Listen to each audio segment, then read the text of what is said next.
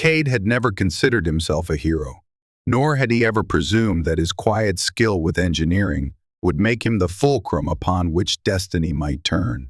Yet here he stood, within the confines of the orbital command station Elysium, facing a grav lift that would convey him to the restricted docking bay. He had been briefed under oath of secrecy, or so the official script read, to retrieve one artifact known only by a code name, Project Gorgon. He still remembered the day he had been summoned, as though the memory had been etched with acid into his mind. It had been a bleak winter dawn. The sky above the Terran capital, overshadowed by swirling gray clouds. He had received a direct dispatch, a message bearing the insignia of the Interplanetary Defense Council. It was the highest authority, second only to the Grand Minister herself. The letter had read, "Report to Elysium for immediate orders. Clearance LV-8 required." Kade had tried, in vain, to glean a hint of what might be so urgent as to demand his presence, though rumor spoke of an advanced bioweapon, one capable of subduing entire fleets with but a single emission of plasmic energy. The substance of those rumors he had not believed, but as it turned out, his disbelief was no shield against the reality he soon confronted. He wore a plain jumpsuit blue, with the insignia of the station's engineering corps. In one pocket, his slender datapad pulsed with newly decoded instructions. He arrived at Dock 13 to find a sleek stealth frigate, the Valiant. Its hull was pitch black, reflecting only the distant glimmer of starlight. A pair of silent guardians, clad in exosuits of imposing design, greeted him with curt nods. Their presence alone was enough to stifle any urge for idle chatter. "Engineer Kade, you will board immediately," one guard intoned, voice electronically modulated through the helm. "Commander Reyes awaits your expertise on board." He stepped inside, feeling the hush that accompanied high secrecy. The interior was all polished floors and dim amber lighting, a design common in ships meant for infiltration. Kade felt a pang of anxiety clench at his chest. The hum of the engines resonated through the corridors, letting him know that they would soon disembark. As he reached the frigate's command center, a tall figure turned from the pilot's console. Commander Reyes, her presence exuded quiet menace. She was rumored to have carried out 100 Black Ops missions across the galaxy, each more clandestine than the last. She had scars that traced their way across her cheek and down her neck, a testament to the violence that often lurked behind the Council's polished veneer. "Kade," she said, by way of greeting, "you are here for one reason: to ensure the container remains secure and to handle any technical complications. Should there be a breach, you fix it. Should the container show signs of malfunction, you fix that as well. You will speak to no one of what you see. Understood?" He swallowed hard, nodding. "Understood, Commander." Reyes handed him a small device, a specialized scanner of sorts. "Keep this on you at all times. It'll monitor the vitals of the project we're retrieving. The mission is simple. We jump to the Mistral Verge, land on the unregistered moon designated VY72, and pick up Project Gorgon from the lab. Then, we bring it back to Elysium. No questions. No side missions. Do you copy?" He forced his voice not to tremble. "I copy." Within the hour, the Valiant slipped out of the docking bay, devoured by the silent night of space. The short jump from Elysium to the Mistral Verge was through an uncharted warp gate, invisible to the average traveler. The surge of the warp engine pressed Kade into his seat, a sickening wave of vertigo swirling through his stomach. Then, with a jolt, the ship re-emerged in a sector of dim starlight and swirling cosmic dust. He could see the moon they would land on, its surface battered by craters. Sensor readings revealed it was once a thriving settlement, abandoned after a catastrophic meltdown centuries ago. Now it was to be the cradle of something beyond ordinary comprehension, Project Gorgon. Over the next few hours, they maneuvered across the pitted plains, scanning for the hidden entrance to a subterranean facility. Eventually, the ship's sensors locked onto a cluster of metal and ceramic composites beneath an outcropping of basalt. The facility had been cleverly concealed, shielded from prying eyes by advanced cloaking. Had it not been for the coordinates uploaded into the Valiant's nav system, even Kade's keen eyes would never have spotted it. Prepare for infiltration, Reyes ordered. Activate stealth protocols. Everyone else, stay alert. The frigate settled onto the moon's surface, its landing gear sinking slightly into the fine dust. A hush fell across the cabin, broken only by the hiss of decompressing airlocks. Kade, heart pounding, readied himself for the descent. Little did he know that, in the bowels of that forsaken facility, something waited, something that would change his life forever. The entrance to the hidden lab was sealed behind walls of reinforced titanium. A single corridor led deeper into the structure, lined by flickering overhead lights that threw ghostly shadows upon the floor. Each footstep echoed, strangely, as if mocking the intruders who dared enter this domain. Commander Reyes led the way, her sidearm at the ready. Behind her came two armed guards, both silent, their eyes scanning each corridor intersection with meticulous caution. Kade followed at a slight distance, clutching the scanner Reyes had given him earlier. The device's display flickered with cryptic readouts of thermal fluctuations, electromagnetic signatures, and life signs. He couldn't help but notice that deep beneath those readings, there was a faint pattern. It pulsed like a heartbeat. He thought at first that it might be an artifact of the device itself, but as they pressed onward, the pulse grew stronger, almost as though it were responding to their presence. A chill crept up his spine. "Commander," he whispered, "the scanner's picking up something. It's almost like an active organism." Reyes grunted. "That would be Project Gorgon. We were told it has living components, though the specifics remain classified." Kade frowned. "Living components. I was under the impression it was a weapon." "A weapon can be many things," she replied, with the barest hint of sympathy. "Keep up." They passed through a set of reinforced doors that hissed open upon detecting their approach. Inside lay a chamber that appeared to be a storage facility. Rows of crates lined the walls, and at the center stood a tall, cylindrical container made of a strange, translucent material. It glowed faintly, casting shifting patterns of light across the walls. A half-dozen scientists milled about, each clad in drab gray uniforms, marked with the insignia of the lab's clandestine nature. One of them stepped forward, offering a salute to the commander. "I am Dr. Vale," she said, her voice tinged with exhaustion. "You've arrived just in time. The project has been restless." Reyes's eyes narrowed. "Explain." Dr. Vale led them toward the container. As they approached, Kade could see something swirling inside, something that shimmered iridescent, like a living oil slick. Tendrils branched out, forming faint outlines of a vaguely humanoid shape before shifting again. Then, for a fleeting moment, eyes or what passed for eyes appeared in the mass, meeting Kade's gaze. A sudden wave of an emotion he could not name coursed through him, followed by an aching echo of loneliness.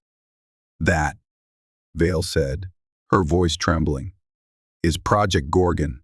Kade's heart thudded. The thing in the container, was it alive in more ways than a mere weapon? The swirling luminescence receded, forming a half-coherent face, delicate and haunting. Kade felt a tug at his consciousness, as though it sought some connection with him. "How dangerous is this thing?" Reyes demanded. Vale swallowed hard. It was designed through advanced biotech engineering. Combining extraterrestrial genetics with a specialized matrix. Its abilities are not fully understood. It's said to be capable of releasing an energy wave that petrifies living organisms, or so the legends claim. But we haven't tested such extremes. Reyes turned to Kade, engineer. You're to ensure the containment device remains sealed. This thing isn't leaving this chamber in a compromised state. Dr. Vale. Load it onto the Valiant. We're taking it immediately. A hush fell. Doctor. Vale exchanged uneasy glances with her staff. Commander, she said softly, the project is not just a weapon. It's capable of thought, though we suspect it's incomplete if you move it now, without the final stabilizing sequence. It may what? Reyes snapped. Vale hesitated. Become unstable. Perhaps lash out in self-defense. We have sedation measures, but they are not perfect. Kade stared at the swirling figure in the container. Those half-formed eyes stared back, and he swore he saw a flicker of fear in them. Could it truly be afraid? Reyes was unmoved. Administer the sedation. We're leaving, Dr. Vale. Your team will remain here to keep your operations secrecy. The Council thanks you for your service. Dr. Vale nodded, turning away to gather the sedation equipment. Kade watched the swirl inside the cylinder. He placed his hand gently on the smooth glass-like material. For a moment, the swirling motion slowed, almost as if responding to his touch. An inkling of guilt surfaced in him, but he forced it down. Orders were orders. They were to retrieve the weapon, and no questions asked. That was the way of Black Ops. Commander Reyes was not one to linger. Let's move, she barked. We have a schedule to maintain. Within minutes, Dr. Vale's sedation measures had been administered, and the swirling mass within the container began to slow, its luminescence dimming to a soft glow. Kade could still sense something reaching out, a faint cry for help, but perhaps that was just his imagination. As the group carefully loaded Project Gorgon onto the hovercart, securing it with thick restraints, Kade couldn't help but feel that they were meddling with forces beyond their comprehension. Little did he know, the lonely intelligence inside that container had already chosen him as its only lifeline, and soon their fates would become irrevocably entwined. Escorting the container from the subterranean facility to the Valiant proved more arduous than anticipated. The moon's surface was plagued by sudden bouts of electromagnetic interference, playing havoc with the frigate's sensors and their comms. Silent dust devils swept across the barren ground, swirling around the hovercart that bore Project Gorgon. Kade walked beside it, occasionally checking the readings on the specialized scanner. Each time, the device showed the faint pulse of the living mass within. Even under sedation, the being known as Gorgon, if indeed that was its true name, still clung to a vestige of consciousness. Commander Reyes led the way, scanning the horizon for any sign of threats. The facility staff had remained behind, presumably to secure the site. Darkness stretched in all directions, broken only by the distant shimmer of starlight. The Valiant loomed ahead, its landing lights forming a small oasis of illumination. With practiced efficiency, Reyes and her soldiers maneuvered the container into the cargo hold. Kade assisted in locking it into place, verifying that the ship's environmental controls matched the containment unit's specifications. The sedation held steady. Whatever life stirred behind those mesmerizing swirls, it did not stir violently for the moment. Once the cargo bay doors sealed shut, the Valiant ascended, leaving the abandoned moon behind. Kade felt a mixture of relief and unease, as if he were leaving a piece of himself down there in the shadows. He replayed in his mind the moment he had touched the container's surface, the swirl of colors, the almost pathetic longing that seemed to echo through him. Could it all be imagination? Or had he actually sensed something? He pushed the thought away. The immediate task was to ensure the ship's systems were stable for the warp jump back. The deck plating vibrated underfoot as the engines powered up. Commander Reyes strode across the cargo bay, her posture rigid. "Engineer," she said, her tone clipped. "We'll attempt the return warp as soon as we clear the gravity well. Monitor the containment unit. If anything goes awry, I expect you to handle it, or at least alert me." Kade nodded. "Yes, Commander." She paused, as though considering whether to say more. Then her face hardened once again. "Remember your oath. Speak of this to no one." Within minutes, the frigate soared beyond the atmosphere, forging a path through swirling cosmic dust. Kade worked at a console near the cargo hold's entrance, patching the containment unit's data feed into the ship's mainframe so that he could keep an eye on it from the engineering station. As the warp coordinates were laid in, he felt the faint lurch in his stomach that accompanied every shift to faster-than-light travel. He closed his eyes, letting the hum of the engines wash over him, focusing on the arrays of numbers streaming across his display. Temperature stable check. Bioelectric field contained check. Psychic resonance an odd reading flickered, but quickly stabilized.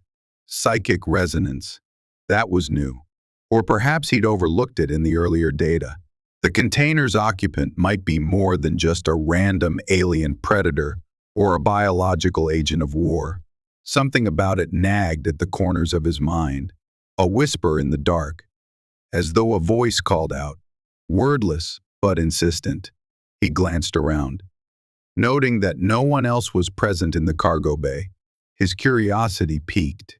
He tapped a few controls on his wristcom, opening a private data channel. With a deft hand, he began analyzing the occupant's signals. He discovered faint electromagnetic pulses that were not part of the sedation cycle, tiny bursts of energy that fluctuated in a pattern suggestive of conscious thought. Was the creature trying to communicate? An eerie hush settled over the bay. Kade stared at the container. Slowly, so as not to draw attention, he moved closer. The swirling shape lay mostly dormant, but if he strained his vision, he thought he glimpsed subtle shifts in color. He pressed his palm against the cold surface, recalling that earlier sense of contact. This time, he felt a faint buzz, like static electricity dancing across his skin. Something flickered in his mind, a phantom image of a star-littered sky, an endless void, an overwhelming sense of isolation. Then, just as quickly, it vanished. His breath caught, heart pounding. He couldn't be sure if it was simply an overactive imagination fueled by stress, or if Project Gorgon had indeed reached out to him. He drew back, shaking his head. This line of thought was dangerous. If Reyes discovered he was tampering with or investigating the cargo in a manner not approved, there would be consequences. Yet a lingering curiosity gnawed at him, coupled with a strange empathy for what he now believed was a living, sentient entity locked in the role of a weapon. Steadying himself, he resolved to keep watch. Whatever the truth might be, he would not abandon it. Then overhead, the lights dimmed, indicating they were preparing for warp transition. The engines roared louder, and the cargo bay seemed to quiver. In a burst of scintillating energy, space-time folded around them, and the Valiant catapulted toward its destination, taking Kade and the captive alien into a future that neither could yet comprehend. The warp lasted just under an hour, though to Kade it felt both instantaneous and eternal. A ripple of dizziness coursed through him as the ship re-emerged in normal space. Through the cargo bay's small viewport, distant stars shone like diamonds scattered across a velvet tapestry. The hum of the engines settled to a quieter pitch, signaling that the Valiant had successfully navigated the treacherous corridor. They were now within striking distance of Elysium Orbital Command Station. After passing final clearance checks and coded transmissions. The station's docking clamps locked onto the frigate. A dull clang reverberated through the hull, anchoring them in place. Kade went through his standard engineering protocols, running diagnostics, verifying hull integrity, and ensuring no unwelcome contaminants had latched onto the ship during the jump. All the while, he kept half an eye on Project Gorgon. The sedation held, but cracks in the data readouts suggested the creature's placidity might soon wane. Its vitals were rising, as though preparing to awaken.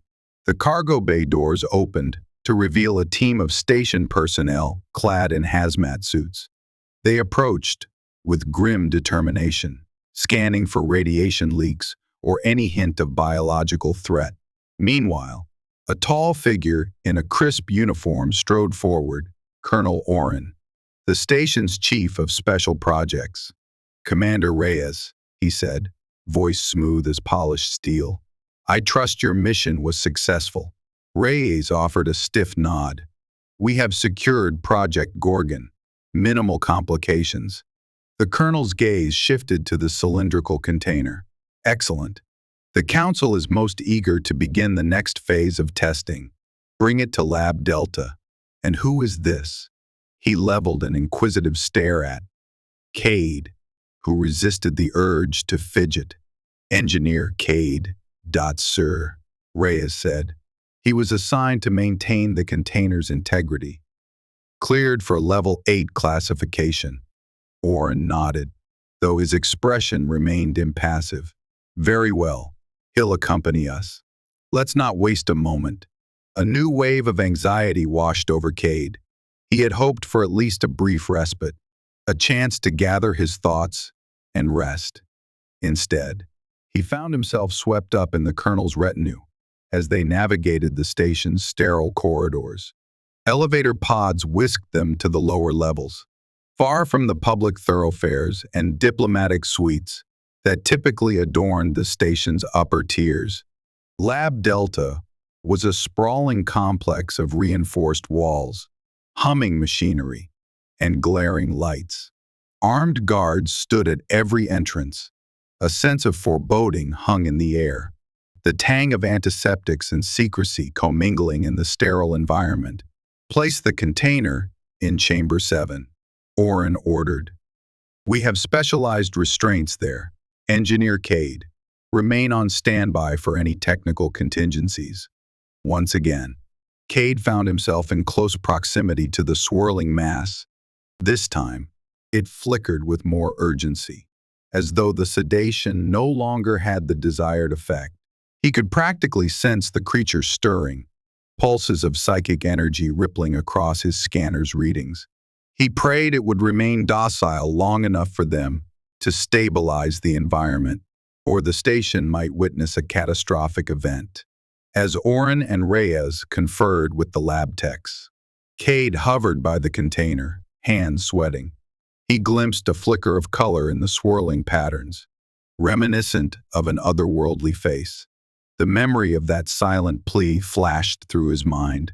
He pressed his lips into a thin line, unsure of how much longer he could stand by, complicit in whatever horrors the Council had planned. Suddenly, a wave of dizziness struck him. His vision blurred, and he stumbled forward, catching himself on the console. A faint whisper slid into his thoughts, too fleeting to form words, yet laden with an almost tangible sorrow. He saw images, shattered worlds, drifting in darkness. A race that once thrived, now reduced to a single survivor imprisoned by alien hands. His heart pounded as realization dawned. He was sharing the memories of the creature. His scanner beeped wildly, the readout spiking as Project Gorgon's sedation threshold crumbled. It was calling out to him. No one else seemed to notice his distress. The lab hummed with the frenetic energy of scientists, fussing over monitors, comparing notes, preparing injections of who knew what. Kade coughed, trying to steady himself. The images receded, leaving him with an unsettling certainty Project Gorgon was not a mindless killer, but rather a victim one who had been twisted into a living weapon by those who now loomed around it like vultures. Was it truly capable of the legendary petrifying wave, or was that just a fearsome rumor designed to ensure compliance? Kade's thoughts swirled, wrestling with loyalty to the Council and empathy for the creature. The precarious balance of logic and compassion warred in his mind. He felt a hand on his shoulder. He turned to see one of the lab techs, a young woman with tired eyes. "You all right?" she asked quietly. He forced a nod. "Just a little dizzy," he muttered. "I'll be fine." In truth, he suspected the sensation was the creature's attempt at communication. As he looked at the swirling mass behind the reinforced glass, he made a silent promise. If it was indeed sentient, if it harbored no genuine desire to harm, then perhaps he could help. Perhaps, in some small measure, he could atone for being part of this dark enterprise. Over the next 2 days, the station was abuzz with carefully contained excitement. Word had spread among the highest echelons that Project Gorgon had arrived. Whispers of its alleged power circulated like ghost stories told in hushed corridors. A handful of counselors, rumored to be present on Elysium for top-secret negotiations, waited eagerly for the lab's final assessment. Kade found himself drifting from one tension-filled meeting to another.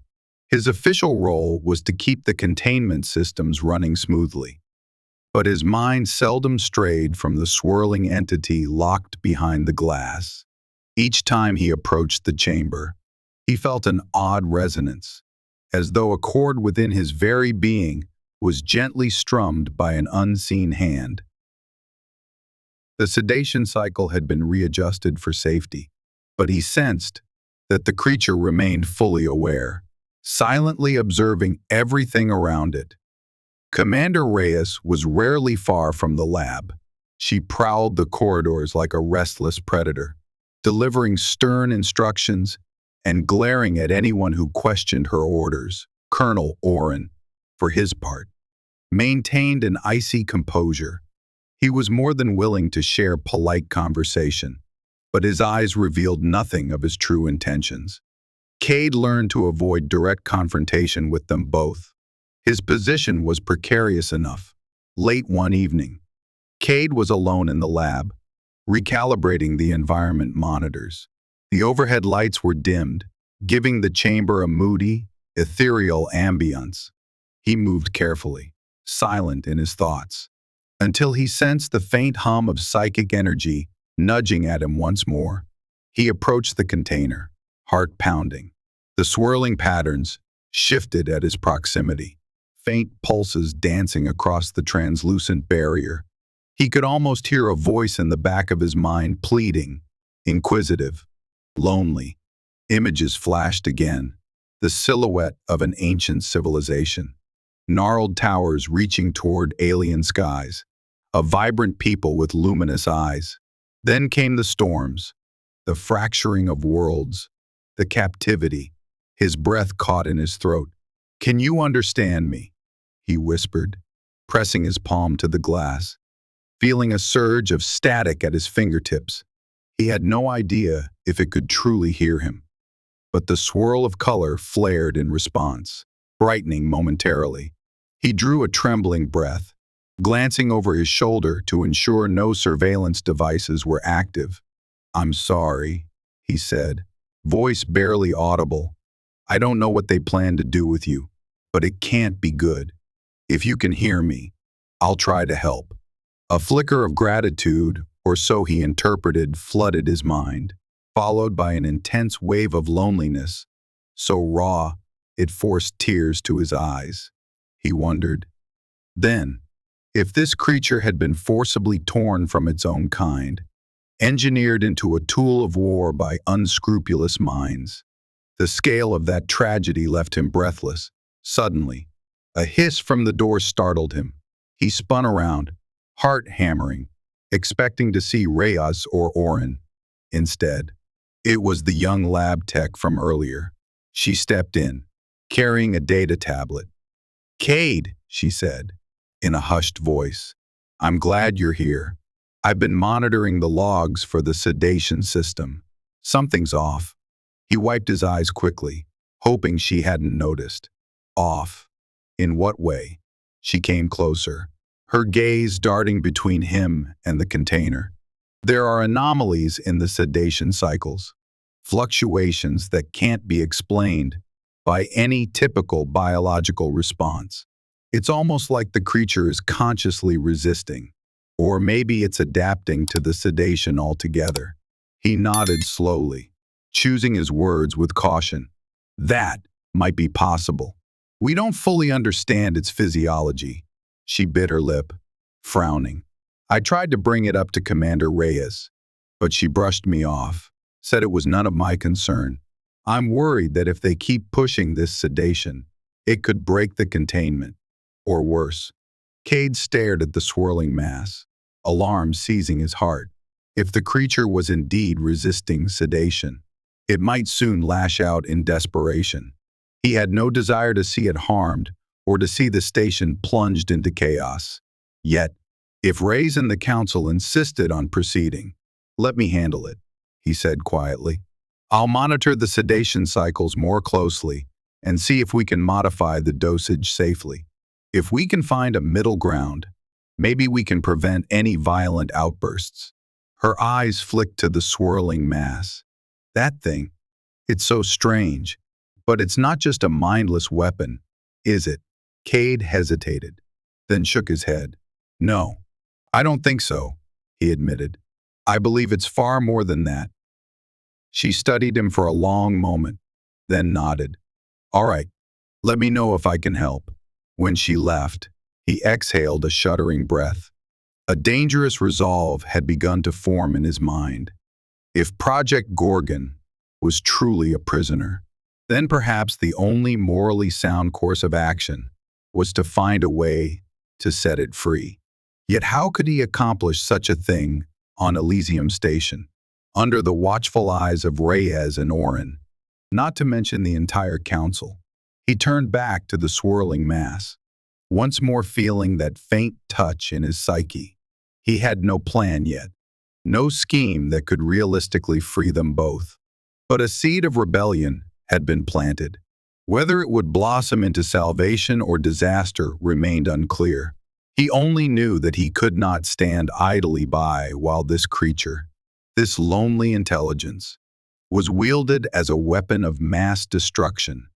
Days bled into nights, the artificial cycle of the station's lights ticking on and off, creating an odd semblance of day and night. Kade found himself enmeshed in a world of ethical dilemmas, covert glances, and urgent whispers. The more he learned, the more he sensed the twisted machinery of politics that thrummed beneath the station's pristine facade. Commander Reyes had redoubled security around Lab Delta.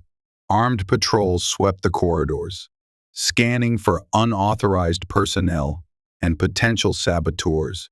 Rumors circulated that a faction within the council opposed the use of Project Gorgon, citing moral and strategic qualms. The threat of sabotage loomed large, and Reyes intended to choke it off at the source. Meanwhile, Colonel Orin convened closed-door briefings with the station's top scientific minds, demanding a thorough dissection of Gorgon's capabilities. Lab techs were ordered to run a variety of tests: electromagnetic stressors, radiation pulses, even limited psionic probes.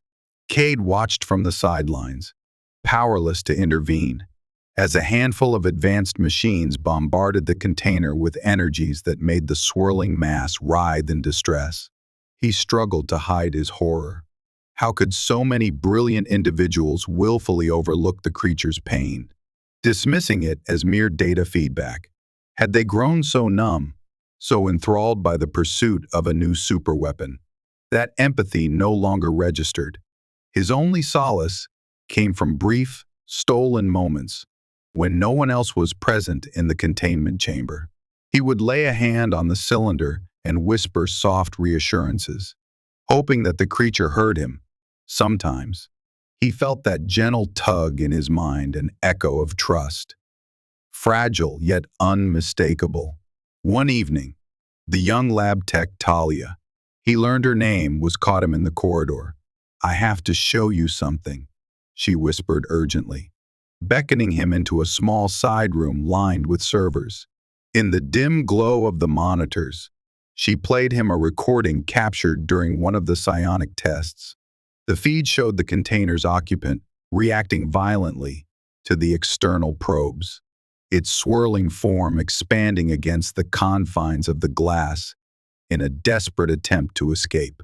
Colored waves of energy burst from within, scattering the probe's readings. But the real shock came in the second half of the recording, which highlighted bizarre fluctuations in the station's local gravity field. "It nearly destabilized the artificial gravity," Talia explained, her voice quivering. "If it had gone on any longer, we might have been ripped away from the station's hull. Who knows what might have happened?" Kade's throat tightened. "This is insane. They're provoking it, testing it like it's an inanimate object. Sooner or later, it'll break free or we'll face a meltdown." She bit her lip, glancing around nervously. Commander Reyes believes the final demonstration will take place soon. A small delegation from the Council is arriving to witness Gorgon's capabilities. He raked a hand through his hair, mind racing. They'll want a live demonstration, something to show off its lethal properties. And if that happens, Talia lowered her eyes, they might force it to unleash whatever powers it has. People could die, or it might die in the process. Anger flared in his chest, a righteous indignation that made his blood pound. "I can't let that happen. It's not a monster. He paused, uncertain how to articulate his thoughts. She placed a hand on his shoulder. "I've seen enough to believe you're right. If you're planning something, I'll help you. I don't want this on my conscience." They shared a grim nod. The stakes were high, yet the path forward remained cloaked in uncertainty. How does one free a top-secret asset from the most heavily guarded lab in the station? And even if they did, how could they escape? As they stepped from the side room, Kade could almost feel the weight of the walls closing in. The station was a labyrinth of sealed passages and security checkpoints. Cameras and scanners dotted every corner. Above them, layers of steel and composite sealed them off from the vacuum of space. There was no easy route, no margin for error. In the distance, the droning voice of Colonel Oren echoed through the halls, issuing orders to gather the final data. Time was running out. Kade and Talia exchanged a single glance, wordlessly confirming their resolve. Regardless of the peril, they would try. They had to.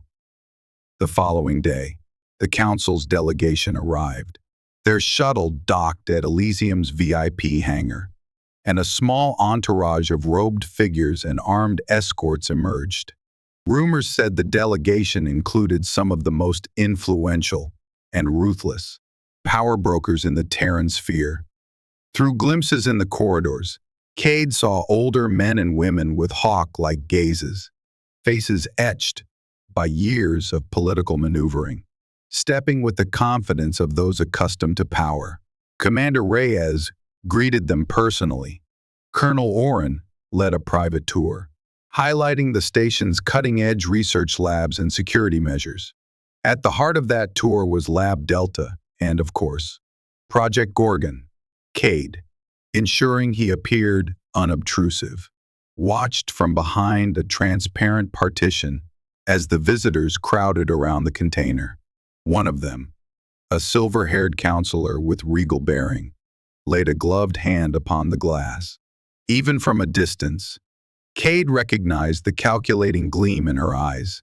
She spoke quietly with Oren, and though Kade could not hear her words, he could guess their import. They were discussing how best to harness Gorgon's abilities, how to refine it into the ultimate deterrent, or the ultimate instrument of subjugation. A swirl of repulsion roiled in his stomach. Had humanity truly sunk to the point where it would happily enslave a sentient being for the sake of power? He felt the slightest telepathic tug on his consciousness, Project Gorgon's silent distress. The creature sensed the scrutiny of these newcomers, perhaps even tasted their intentions. A shimmer passed through its iridescent form, a flicker that Kade interpreted as both fear and mounting resolve. That evening, Kade reconvened with Talia in a small supply closet far from prying eyes. She carried a battered data drive, her expression taut with worry. "I managed to pull partial schematics of the station's layout," she said, voice hushed. "There's a maintenance route on Deck 12 that leads to an older docking bay. It's mostly unused now, but a small vessel might still be stored there." Kade's eyes lit up. "If we could move Gorgon through that route," she held up a hand, "we'd have to bypass multiple security checkpoints, scramble the cameras, and somehow keep Reyes and Orin off our backs. Plus, we'd need to override the docking bay's clearance protocols to launch without being shot down." He exhaled slowly, bracing himself against a shelf. "It's a long shot," he admitted. "We'd need to time it perfectly. Maybe when the Council's demonstration is about to begin, everyone would be distracted." Talia nodded, her gaze unwavering. Better a slim chance than none. They laid out the basics of a plan. Kade would sabotage key sensors in Lab Delta to create a temporary blind spot. Talia, using her lab access, would override sedation controls just enough to free Gorgon from immediate sedation. Then don in a carefully orchestrated ruse. They'd transfer the container under the guise of relocating it for the demonstration, but redirect it to the maintenance route. The entire operation would hinge on speed, cunning, and luck. If at any point they were discovered, the station's security forces would descend upon them like a thunderbolt, and their cause would be lost. Kade trembled at the enormity of the risk, but the alternative, standing by as Gorgon was enslaved, was unthinkable. That night, he hardly slept.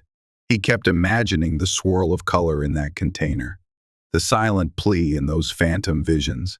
In his dreams, he stood on an alien world under a sky of pale lavender, surrounded by other shapes like Gorgon, each singing in melodic telepathic harmonies that resonated through the soul. Then the dream twisted into nightmare, the skies darkened, the shapes crumbled into dust, and Gorgon stood alone, shackled by metal and glass. He woke drenched in sweat, his heart pounding. He could not, would not, let that fate come to pass. The day of the planned demonstration dawned in a flurry of activity. Technicians rushed to and fro, adjusting atmospheric controls, calibrating observation equipment, and double-checking safety protocols. Armed guards took up positions along the station's major junctions, while the robed counselors and their advisors gathered in a secure observation chamber adjacent to Lab Delta. Kade had spent the early morning hours quietly disabling certain non-critical sensors in the labyrinth of wiring behind Lab Delta's walls.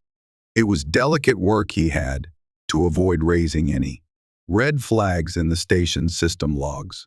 Using Talia's borrowed credentials, he masked the outages as routine maintenance tasks.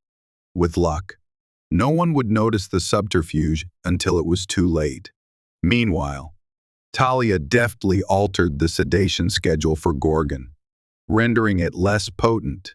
She prayed that the creature would not sense its newfound freedom prematurely and lash out. They needed Gorgon at the precise moment of the demonstration, disoriented enough to not kill anyone, yet awake enough to follow their lead. It was a precarious balance. Commander Reyes oversaw final security sweeps, her expression carved from stone. Colonel Orin stood by with the counselors, displaying calm confidence. Over the station's PA, a voice announced that the demonstration would commence in less than an hour. Lab Delta would be sealed, with only essential personnel admitted. Kade, heart in his throat, positioned himself at the containment chamber's control panel. Talia hovered nearby, wearing her lab coat and a practiced mask of professional detachment. She tapped at her tablet, her posture rigid with tension. At last, Reyes stepped in, flanked by two guards. "All right," she barked. "We're moving the asset to the demonstration chamber. Engineer, lab tech, assist with the transfer. Everyone else, keep your eyes open." The demonstration chamber lay just across the hall. Kade felt his stomach churn. This was the point of no return. As they detached the container from its anchoring points, the swirling mass inside flickered with faint agitation. Kade could sense it was more awake now, its telepathic pulses tinged with fear. He shot Talia a meaningful glance. They had to act fast. The container slid onto an anti-gravity dolly, humming softly as it hovered a few inches off the ground. Following Reyes's lead, they maneuvered it into the corridor, in a practiced motion. Kade pretended to check a reading on his wrist console and frowned dramatically. "Commander, the environmental readout is spiking," he said. "We might need to reroute to the secondary corridor to avoid potential contamination in the main passage." Reyes scowled. "Are you certain? The council is waiting." Kade nodded quickly, injecting a note of urgency into his voice. "Better safe than sorry. If Gorgon is exposed to the wrong atmospheric conditions, it could jeopardize the entire demonstration." Reluctantly, Reyes cursed under her breath and gestured them onward. "Fine, but make it quick." They diverted away from the main corridor, slipping into the narrower, more industrial passages reserved for maintenance. Talia stepped forward, leading the way as though consulting a schematic on her tablet. Kade brought up the rear, the guards and Reyes between them. Adrenaline coursed through him. They had to lose Reyes. Somehow she was too watchful. Just as they approached a junction, Talia let out a small yelp, stumbling into the guard on her left. The guard, startled, spun to steady her. At that exact moment, Kade triggered a false alarm on his wrist. Console and ear-splitting klaxon blared through the corridor. Pandemonium erupted. The guards pressed their hands to their earpieces, reeling from the sudden noise. Reyes shouted, momentarily distracted, in that heartbeat of chaos. Kade slammed a hidden override switch on the dolly, sending it veering into a side passage. He seized Talia's arm and darted after it, leaving Reyes and the guards reeling in confusion. Alarms pulsed in the distance, echoing through the bowels of the station. The corridor lights flickered as Kade and Talia hurtled forward, the container floating before them. The swirling mass within glimmered, catching onto their urgency. Each twist and turn carried them deeper into the underbelly of Elysium, away from the demonstration chamber and the council's hungry eyes. Behind them, Commander Reyes's enraged shout reverberated. "Stop them! Secure Project Gorgon, at all costs!" The station's labyrinthine structure became both their shield and their prison as Kade and Talia navigated the seldom-used maintenance paths, air ducts, cargo lifts, and storage rooms merged into a disorienting warren of metal and echoing footsteps. Kade's pulse thundered in his ears. Any moment, a squad of armed guards might round the corner, ready to gun them down. They had mapped out a route to Deck 12, hoping to reach the old docking bay rumored to house an abandoned shuttle. If the ship was still functional, perhaps they could slip away into space. But each step of the plan was riddled with uncertainty. At intervals, Talia paused to hack the station's systems, sealing bulkhead doors behind them or scrambling sensor arrays. She was no master spy, but her technical acumen proved sufficient to buy precious minutes. Still, Reyes's men were formidable, well-trained. and equipped with advanced gear. The thunder of boots on metal decks echoed nearer. Over. Here, Kade hissed, pointing to a vertical conduit. We can climb down 2 decks. Might save us from the patrols. With trembling hands, they secured the dolly and carefully lowered the container. Gorgon's swirling form flickered anxiously, telepathic pulses spiking in Kade's mind. He tried to project calming thoughts, unsure if it helped but unwilling to abandon the attempt. The conduit opened onto a cramped maintenance tunnel. Ahead, dim emergency lighting revealed thick pipes and tangles of cables. They pressed forward, the hum of the dolly melding with the station's mechanical undertones. Every so often, Talia would check her data tablet, cursing softly when she saw squads moving to intercept them. It was a game of cat and mouse, one that could only end in victory or capture. Suddenly, an explosion reverberated through the metal walls, nearly knocking Kade off his feet. Lights flickered, and a surge of hot air washed over them. He exchanged a wide-eyed glance with Talia. "They're cutting off our escape routes," she said, panic creeping into her voice. "We need to hurry." Over comms, Reyes's voice snarled. "Engineer Kade, Lab Tech Talia, stand down. This is treason. Surrender Project Gorgon immediately, or face lethal force." Kade's throat tightened. Treason. That single word crystallized the severity of their actions. If they failed now, they would be labeled traitors, forever branded as criminals if they survived at all. Yet he pressed on, fueled by the conviction that saving a sentient life was worth the risk. They reached a broad corridor lined with sealed bulkhead doors.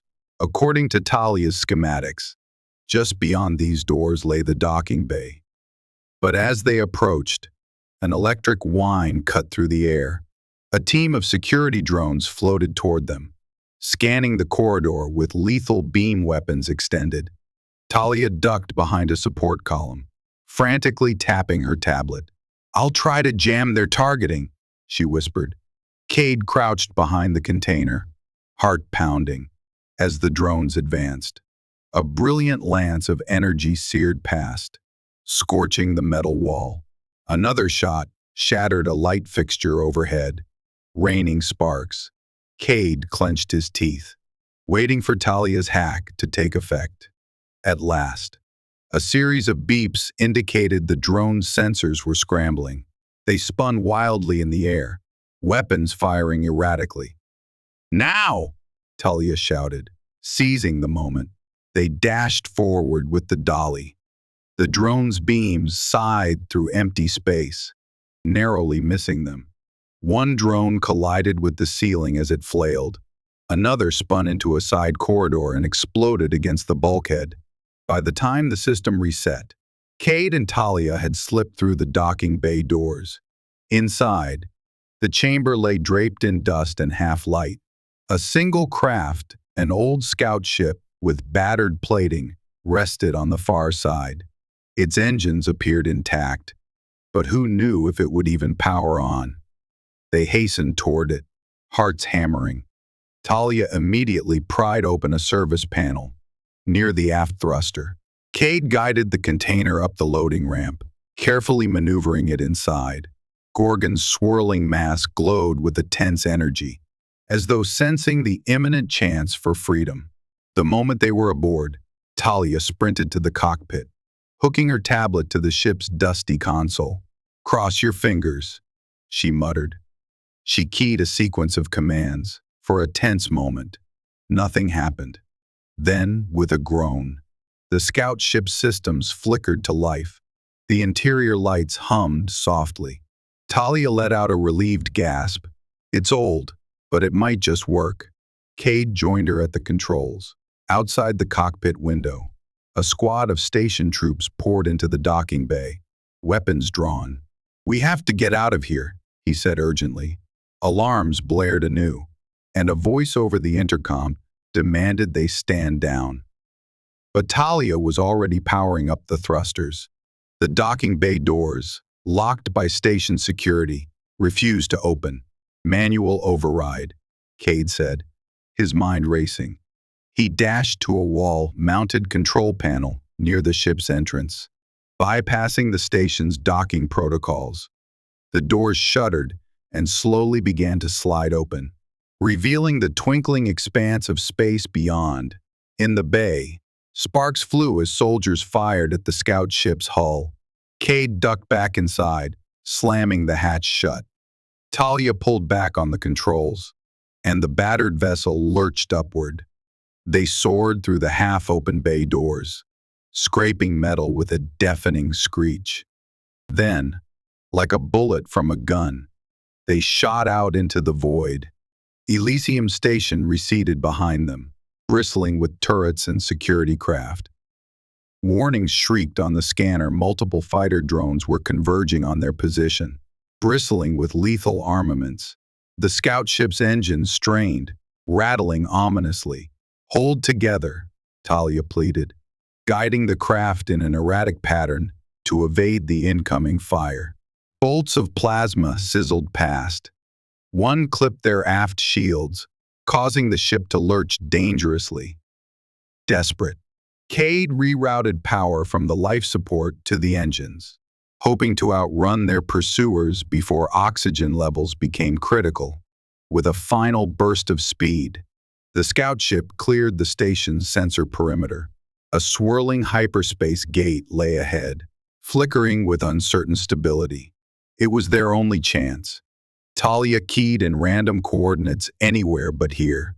The gate flared, and the battered vessel plunged into the swirling tunnel of hyperspace, vanishing from Elysium's domain. The journey through the improvised hyperspace route felt like an eternity compressed into mere minutes. The ship bucked and shuddered as though caught in a cosmic storm, alarms blaring about system malfunctions and dangerously low power reserves. Kade could only cling to his seat, heart pounding, as luminous vortices flickered past the viewport. At last, with a thunderous jolt, the scout ship spat them out into normal space. Sparks flew from the console, and Talia struggled to maintain control.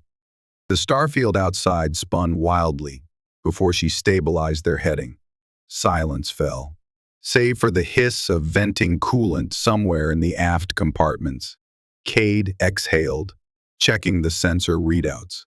A small, rocky moon orbited a gas giant nearby, its surface marked by craters and canyons. It looked uninhabited and possibly unknown to the Council. More importantly, the atmosphere readings suggested it was stable enough for a temporary landing. Talia set the coordinates, coaxing the damaged engines to life once more. The ship descended through the moon's thin atmosphere, landing on a flat expanse of dust and rock. As the engines wound down, Kade and Talia slumped in their seats, exhaustion crashing upon them like a tidal wave. But they were alive and, for the moment, free. In the cargo hold, the container stood silent, though the swirling mass within had begun to glow with renewed vigor. Kade approached, placing a hand against the transparent shell. "We're safe, for now," he murmured. "But I'm not sure for how long." Talia joined him, resting a hand on his shoulder. "We did it," she said, her voice trembling with relief. "We got away." Outside, the rocky plains stretched into the horizon, punctuated by jagged mountain peaks. No signs of human or alien life appeared on the scans. It was as barren a place as one could find, but it was theirs for the time being. Kade knelt beside the control panel for the container. "It's time we set it free," he said. "We can't keep it locked up in there, not after everything." Her eyes widened. "You're sure that's safe? We still don't understand what it's capable of." He gazed at Gorgon's shifting shape. In his mind, he felt an echo of the creature's yearning. "I don't think it'll harm us," he said gently. "We've shown it trust. Let's see if it responds in kind." Together, they deactivated the sedation sequence entirely, then initiated the release protocols. With a hiss of decompressing seals, the container's upper section rose. Wisps of iridescent vapor swirled out, coalescing in the cargo bay's dim light. Kade and Talia backed away cautiously, hearts thundering in their chests. The being called Project Gorgon took shape before them, an undulating mass of radiant filaments and delicate tendrils that moved with uncanny grace. Within its swirling essence, hints of a face shimmered, eyes that glowed with gentle luminescence. Kade sensed an overwhelming wave of relief wash through him, not entirely his own. No words were spoken, yet a voice seemed to echo within his mind. Carrying gratitude and trepidation, Talia gasped softly, tears glistening in her eyes. Kade stepped forward, slowly extending a hand. The creature's tendrils curled toward him, ghosting across his fingers with a subtle electric tingle. In that moment, the bond they had felt through glass solidified into something deeper. Kade glimpsed fleeting flashes of Gorgon's memories, an ancient civilization on a distant world, proud and wise. Destruction, captivity, experimentation, and then, at last, a fragile hope sparked by human kindness. Melina, the voice whispered in Kade's consciousness, offering a name. He repeated it softly, tasting its foreign shape on his tongue. The swirling mass seemed to brighten, as if in affirmation. Melina, Talia echoed, smiling through her tears. Together, under the faint starlight of an uncharted moon, the three fugitives, human engineer, courageous lab tech, and the alien once known only as a weapon, stood united in a fragile alliance. They had escaped Elysium, but the specter of pursuit loomed large. The Council would not rest until Project Gorgon, or Melina, was back under their control. Yet, in that quiet, wondrous moment, hope sparked anew. Perhaps, in forging their own path across the vast frontier of space, they could unravel the secrets of Melina's heritage and prove that she was far more than a living weapon, but a soul deserving of freedom, understanding, and life. Hours blurred into days as Kade, Talia, and Melina established a makeshift camp on the rocky moon. Though the atmosphere was thin, they wore breather masks outside the scout ship, scavenging for resources and scanning for any sign of the Council's pursuit. The only relief was the serenity of this barren land, far removed from the hustle and danger of Elysium Station. Melina seldom ventured far from the ship, her form shimmering in the moon's dusty light. In the quiet nights, Kade and Talia found themselves entranced by the creature's subtle movements, the way her tendrils danced in tandem with invisible currents. They communicated in flashes of emotion and memory, bridging the linguistic gap with raw feeling. "She's lonely," Talia remarked one evening as they sat near a small portable heater. Through the cockpit window, they observed Melina drifting across a rise, her luminescence reflected in the pale dust. Her people must have been extraordinary. Kade nodded, recalling the flashes of memory he had received, vast spires reaching toward alien skies, resonating with harmonious songs. "We need to help her find out if any of them remain. Maybe somewhere in the galaxy, survivors linger," Talia sighed. "And what if we lead the Council right to them?" She ran a hand over her face, fatigue etched in every line. "They'll see them as little more than resources, living weapons." A bitter silence settled between them. The guilt weighed heavily. Though they had liberated Melina, they remained fugitives. The Council's net, vast and merciless, would inevitably close in. Yet neither Kade nor Talia could stomach the thought of abandoning Melina to face her future alone. At daybreak, they decided to search for a more permanent refuge. Relying on the scout ship's damaged sensors, they scoured the star charts for somewhere uncharted or rarely visited. Their eyes fell upon a reference to a planetary system far beyond standard trade routes. Rumor of a hidden world known as Varella's Bastion, an ancient colony site rumored to be too inhospitable for typical settlement. It's a gamble, Kade admitted, toggling through partial records. But if we keep moving, the council will find us eventually. We stand a better chance somewhere less traveled. Talia agreed, and Melina, sensing their determination, seemed to radiate encouragement. With the last of their power reserves, they repaired enough of the ship's systems to risk another short-range warp jump. Every hour spent idle increased the risk of detection. The time had come to move on. They boarded the scout ship, strapping in for what promised to be a bumpy ride. Melina coiled herself in a corner of the cargo hold, anchoring her tendrils to the walls to maintain stability during flight. Kade felt a subtle psychic hum of reassurance, as though she were telling him she trusted them. With a roar of engines, the ship lifted off the rocky moon, leaving behind the footprints and temporary shelters they had built. They soared into the star-sprinkled void, searching for that elusive path that might lead them to freedom or deeper danger. The warp jump was nerve-wracking, the scout ship barely holding together. Talia rerouted auxiliary power to maintain the unstable drive. Sparks flew across the console at one point, and alarms wailed about critical pressure drops. Yet miraculously, they arrived intact, emerging at the fringes of a dimly lit solar system. Varella's Bastion, according to the charts, was the third planet from a tired orange star. Its environment was harsh acidic seas and tumultuous storms. Yet a thin band of habitable land existed near its poles. Ancient records hinted at a settlement attempt centuries ago, ultimately abandoned due to resource scarcity and hostile wildlife. "We'll try to land near the polar region," Kade said, hands tight on the controls. "If the old settlement is still there, maybe we can salvage parts to repair the ship." Talia scanned for signs of life. "I'm picking up faint power readings.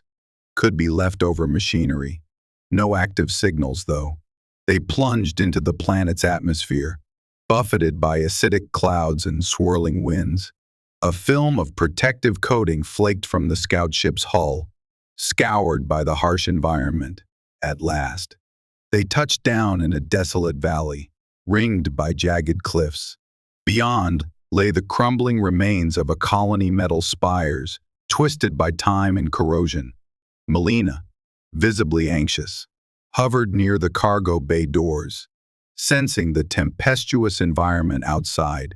Kade fitted himself and Talia with protective suits, though the planet's polar region was just habitable enough for them to survive with specialized breathing apparatuses. Carefully, they ventured forth, with Melina drifting behind them, shielded by her own unknown biological adaptations. What they found was a graveyard of technology. Buildings loomed in twisted shapes, half submerged in the acidic soil. Rusting vehicles and collapsed domes hinted at a once thriving outpost. In the gloom, Talia's flashlight revealed broken data terminals and shattered glass.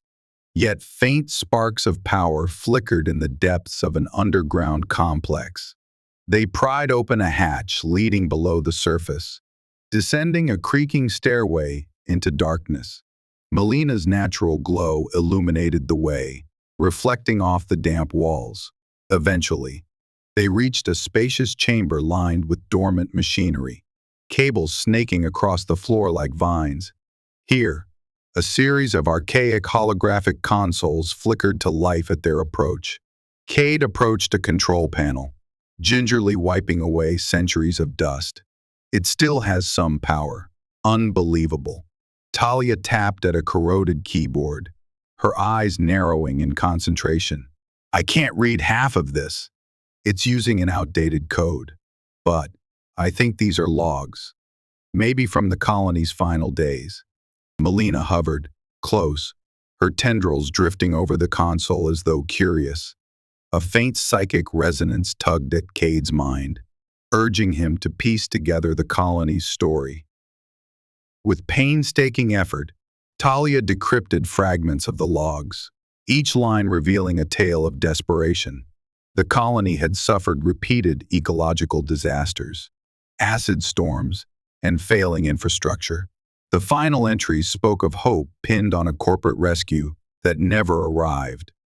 One log, however, caught Kade's eye, an account of sightings of a luminous entity glimpsed in the planet's upper atmosphere, recorded mere weeks before the colony's final evacuation. The words described it as an iridescent shape, seemingly alive, unaffected by acid or storm. He felt a chill.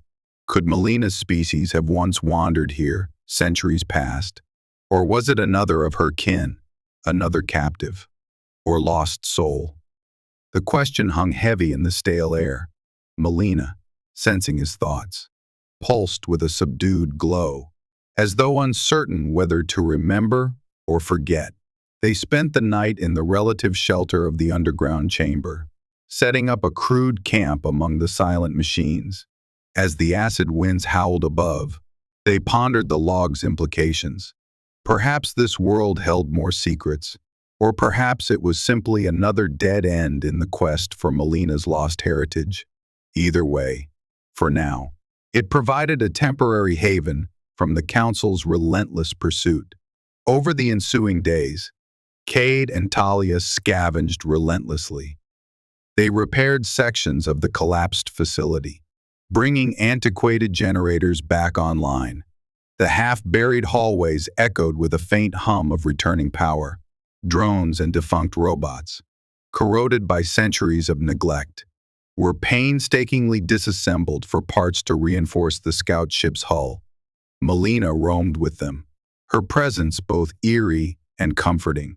On occasion, she would drift away from their makeshift camp, drawn by some inaudible call. Kade would find her perched atop a broken spire, gazing at the turbulent sky as if searching for memories lost to time. One evening, after Talia had retired to sleep, Kade discovered Melina near an abandoned dome that once served as a communal hall. Her glow illuminated strange murals on the walls, faded depictions of human colonists toiling under the harsh sun, forging alliances, and eventually succumbing to despair. As Kade approached, Melina extended a tendril, gently touching one of the murals. A haunting swirl of images cascaded into Kade's mind, no longer scenes of the colony, but visions of a distant place. Towers of glimmering crystal soared into a violet sky, a metropolis teeming with life, with others of her kind weaving through the air in graceful arcs. Then, a sudden storm of black ships descending from the stars, bright beams of energy scorching the ground, desperate flight, captivity in cold metal labs. He staggered back, breath ragged. "You're home," he whispered. Someone attacked you." Melina's luminescence dimmed, as though reflecting sorrow. The swirl of color paused, and Kade sensed the yearning of an entire civilization, shattered and lost. Guilt churned within him. Had humankind been part of that destruction, or simply opportunistic enough to claim what was left? "Melina," he said gently, "I don't know if any others like you still exist, but Talia and I will help you search, whatever it takes." For a moment, her eyes, those ephemeral pinpoints of light, met his. A soft wave of gratitude enveloped him, tinged with lingering doubt. The path ahead was fraught with uncertainty. Yet in that moment of shared vulnerability, they forged an unspoken promise to restore what had been stolen, to honor a heritage on the brink of oblivion. Weeks passed, and the trio built a precarious life amid Varella's remnants.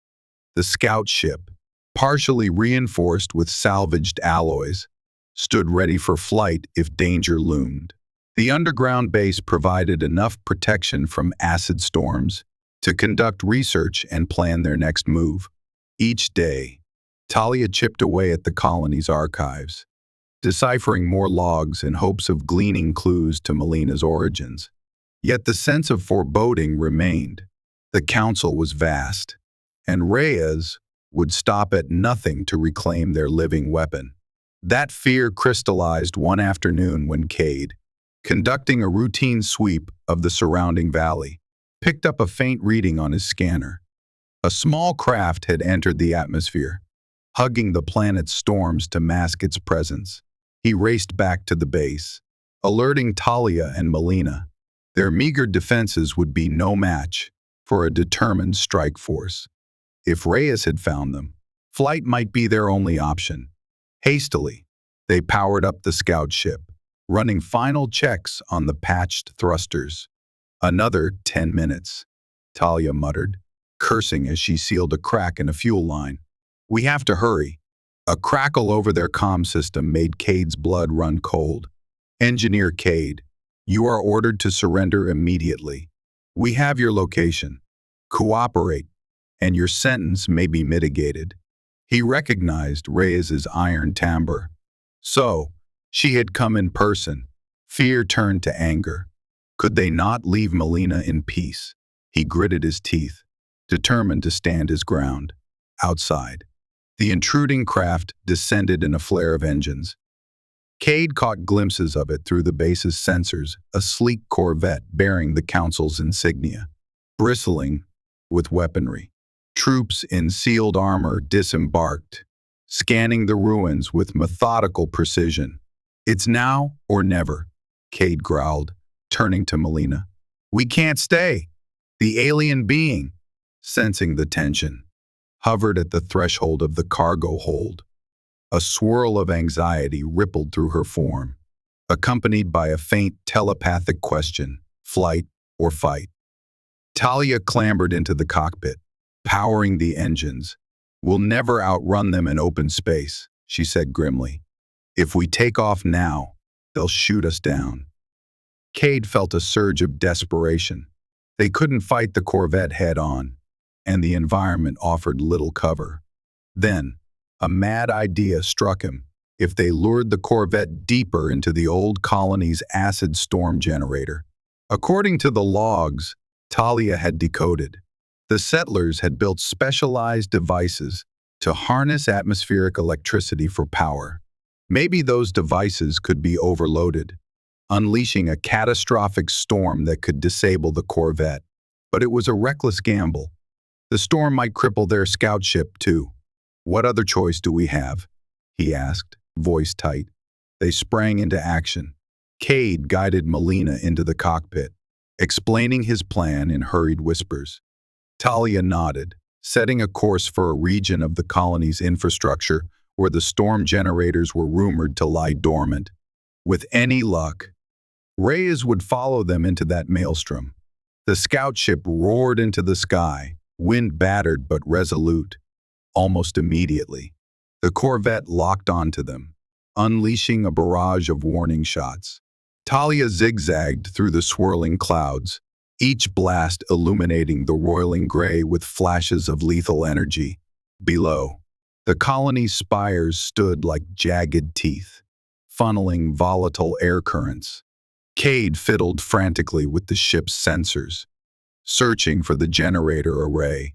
There! He cried, spotting a cluster of towering structures crackling faintly with stored energy. We just need to jolt it awake. Melina sensed their intent, pulsing with urgent encouragement.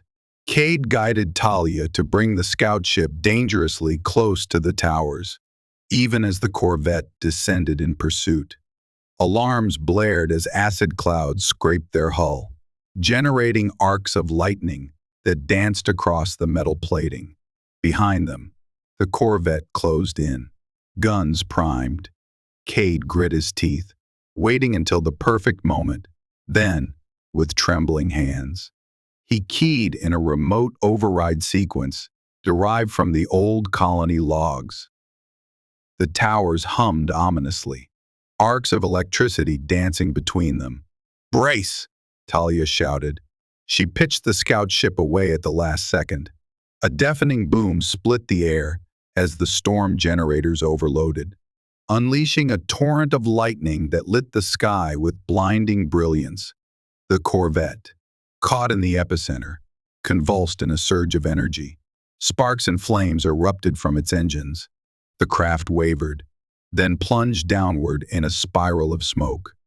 "Did we get them?" Talia asked, voice shaky. The corvette smashed into the ruins with a thunderous impact, sending debris soaring. Kade's scanner flickered. "They're down, but I'm picking up life signs. Reyes is still alive."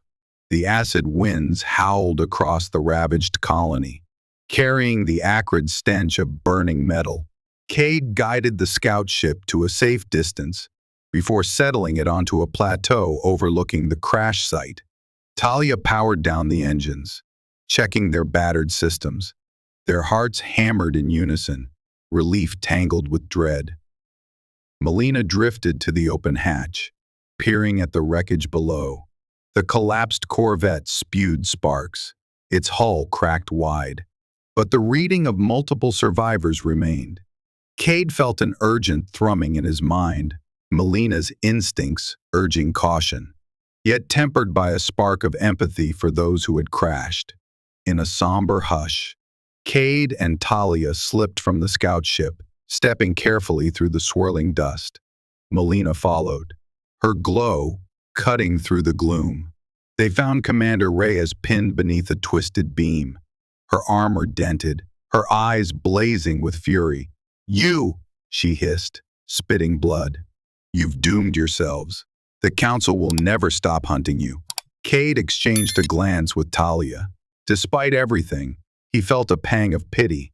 "It doesn't have to be this way," he said quietly. Crouching by her side, "Look at what the Council has done, turning a sentient being into a weapon. Isn't there enough death already?" Reyes sneered, pain contorting her features. "Naive fools. That creature you coddle will bring ruin to us all." Melina, as if sensing her hatred, curled her tendrils protectively around Kade and Talia. Yet there was no malice in her shimmering form, only a guarded sadness. Without a word, she reached toward Reyes, a faint glow emanating from her extended filaments. Reyes recoiled, eyes wide. "Stay away." Yet Melina's touch was gentle, her bioluminescence brightening in a soothing wave. Kade felt it too, a calming presence that assuaged fear, promoting clarity. For a fleeting moment, he glimpsed Reyes's own nightmares, endless battles, betrayal, a lifetime spent clawing her way through the ranks. He saw the shattering of her illusions, replaced by bitter duty. Then the connection broke. Reyes lay there, stunned. Her gaze flickered to Melina, and though the fury remained, something akin to doubt registered in her eyes. "What did you do?" Kade exhaled, his voice soft. "She shared a bit of herself with you. Perhaps you can finally see that she's not just a weapon." Talia moved to help pry the beam off Reyes's legs. She might have been their enemy, but leaving her to die felt wrong. The groan of twisted metal accompanied Reyes's ragged breath as they freed her. With effort, the wounded commander sat upright, though she could not stand. "You'll still be fugitives," she rasped. Kade nodded. "So be it. We'd rather be outlaws than jailers of a living being." They carried Reyes to a relatively secure patch of ground near the wreckage. Another soldier, pinned beneath debris, gasped weakly. Talia rushed to administer basic first aid. Even as adversity raged between them, compassion won out over vengeance. A battered emergency beacon extended from the corvette's remains, pulsing faintly. Kade keyed it off, preventing an immediate signal to the Council. Then he gently set it aside, uncertain how to proceed. Eventually, Reyes would be rescued, and the Council would learn of their location. The question remained, how long would it take? After some debate, Kade and Talia agreed they must depart at once, before reinforcements arrived. Whether or not Reyes had a change of heart, The Council's might would soon descend. They returned to the scout ship, preparing for a final launch from the planet's surface. This time, their destination would be far beyond the known frontiers. Somewhere, the Council's influence waned. Melina watched the crash site from the hatch, her glowing eyes filled with a gentle sorrow. She felt the lingering echoes of violence, the unstoppable churn of conflict that had so often been her reality. But now, there was a chance, slim though it might be, for a future defined by something else. In the cockpit, Talia fired the engines. Despite the damage, the scout ship still responded, lifting into the acrid sky. The storms crackled ominously, but Kade guided them through, weaving around jagged spires of rock and arcs of lightning. Once clear of the atmosphere, they plotted a course toward uncharted regions. The starfield beckoned, infinite and full of possibility. As they set the autopilot, Kade turned to Melina, who hovered behind their seats, her luminescence calm yet vibrant. He offered a shaky smile. "We'll find a place to rebuild, to learn your past, and maybe even search for others like you." Talia nodded, reaching out to gently touch one of Melina's tendrils. "You're not alone anymore." A wave of warmth washed over them, a silent acknowledgement, an outpouring of gratitude. In the distance, the battered planet receded, a testament to the cruelty of colonization and war, but also to the resilience of life and hope. The Council's hunts would continue, but so would their determination to protect Melina's freedom. The scout ship's engines roared, carrying them into the unknown. In that vast cosmic ocean, possibilities stretched like the shining paths of 1,000 stars. Together, they had defied a brutal system, forging a new destiny. No matter the trials to come, they had made their choice to stand for life, for compassion, for the right of every being to exist unchained. Hope, fragile yet stubborn, burned in their hearts like a newborn sun. And as the swirl of hyperspace enveloped them, the final words of Kade's silent vow echoed in the darkness. They would stand with Melina, discover the truth of her people, and perhaps, in that journey, find not just survival, but a life worth living. A happy future awaited them, if only they dared to claim it.